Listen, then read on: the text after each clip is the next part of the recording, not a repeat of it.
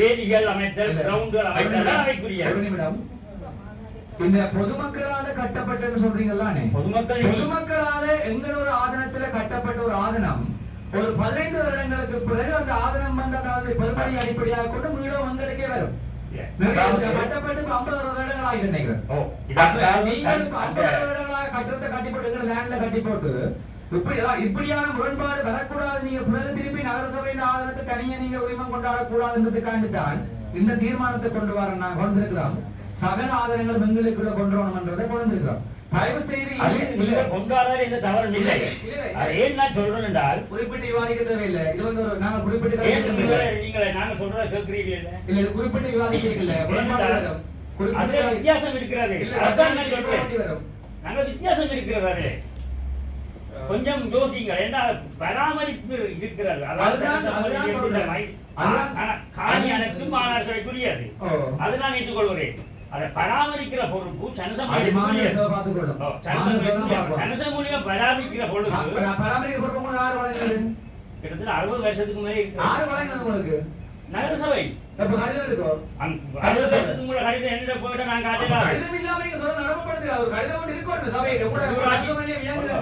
ஊராட்சி திணைக்களம் வந்த பராமரிப்பு பண்ணியிருந்தாங்க.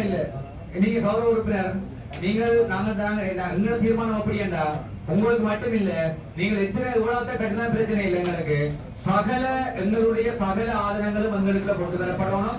அதனுடைய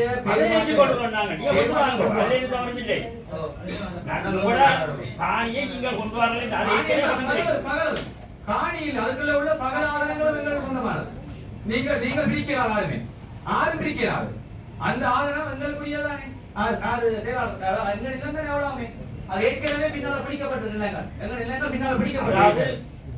நகரசபை விடுதிக்கு ஒதுக்கப்பட்ட அந்த காணி, நகரசபை பொதுமக்களுக்கு ஒதுக்கப்பட்ட காணி, நகரசபை விடுதியில உள்ள ஊழியர்களுக்கு கட்டப்பட்ட காணிகள். அது இப்போ நகரசபை ஊழியர்கள் இல்லாமல் எல்லாம் பிரித்து விட்டு அது போயிடுச்சு.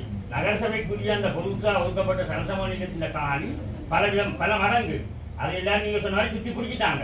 இப்ப நாங்கள் அது வெங்கே பிடிக்காமல் ஆட்சிக்கு உட்படுத்துறதுக்காக செய்திருக்கிறோம். நீங்கள் வாடகை நீங்கள் முழுமையாக அளவுடு என்று சொன்னா மெயின்டெனன்ஸுக்கும் ஒரு பகுதி வழங்கப்படும். மெயின்டெனன்ஸ் சொன்னா உங்களுக்கு மாத கரண்ட் பில் எவ்வளவு?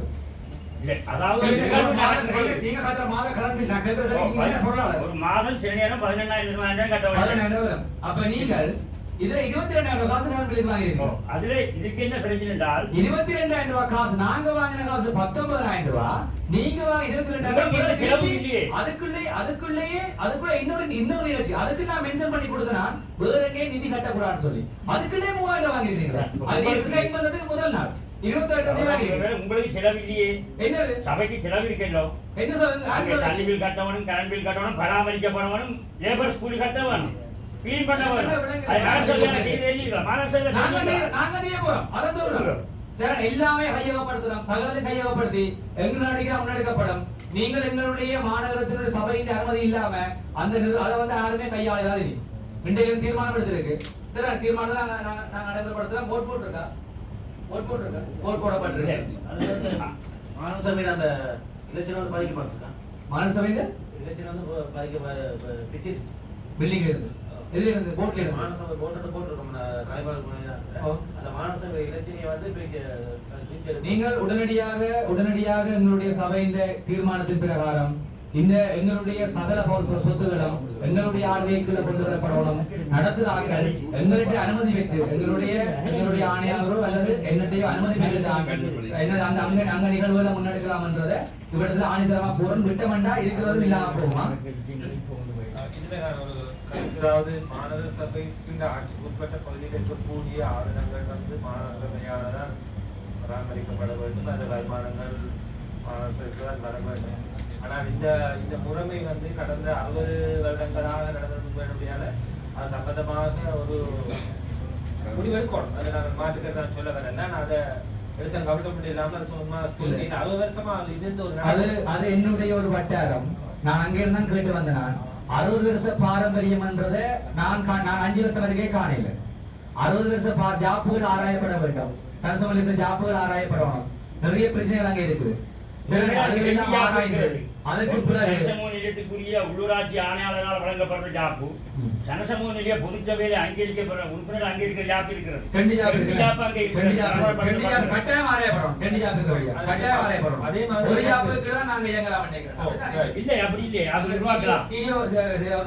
இல்ல அந்த ஜாப்பே பதிவு செய்யப்பட்டிருக்கு உள்ளூராட்சி ஆணையாளர் திணைக்களத்திலே. அடுத்தது எனக்கு இன்னொரு கேள்வி. எல்லாம் பண்ணிடலாம். ஆணையாளர் இருக்கிறபடியால அதாவது இப்ப உள்ளூராட்சி மன்றங்கள்ல வரக்கூடிய சமசமூக நிலையத்தின் உறுப்புரிமை இப்ப கௌரவ விஜயகுமார் உறுப்பினர் அவர்கள் தன்னுடைய பொருளாளர் பதவியை அவர் ராஜினாமா செய்தன்னு சொல்லிட்டார். அதனுடைய சட்ட ரீதியான அவசியம் மூலம் இருக்கின்றது எனக்கு இன்னும் கேள்விப்படுத்த வேண்டியிருக்கேன்னு சொன்னால் நிச்சயமாக அவர் ராஜினாமா செய்யத்தான் வேண்டுமா?